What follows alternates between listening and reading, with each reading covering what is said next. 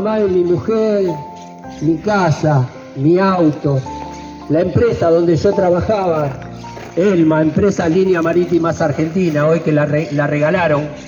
Hoy la República Argentina no tiene salida al mar, tenemos que volver a luchar. Yo, como hijo, como sobrino nieto del general Perón, voy a considerar a otro compañero que se diga peronista cuando traiga a la empresa Elma, Línea Marítimas Argentina, compañero, porque no tenemos salida al mar, no tenemos salida al mar, compañero.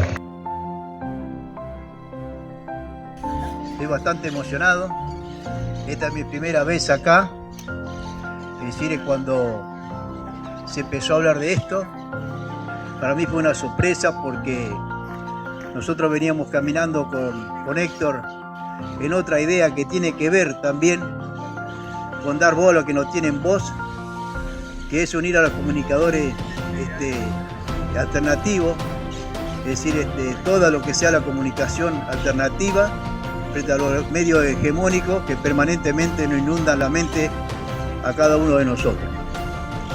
Dentro de ese camino, es decir, empezaron a surgir cosas porque nosotros pertenecemos ya a los jubilados y no somos neutrales y nos hemos organizado para resistir.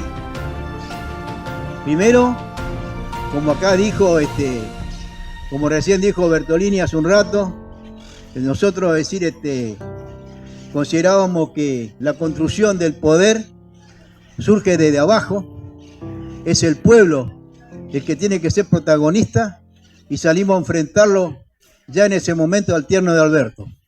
Es decir, porque el tierno de Alberto no representaba los intereses nacionales y populares, no representaba a los sectores de los jubilados, los discapacitados, los pensionados, los trabajadores, los sectores medios, de que tanto ya veníamos sufriendo, no solamente con la pandemia, sino con el gobierno del hijo de puta de Macri. Es decir, soy del Frente Grande de Adultos Mayores.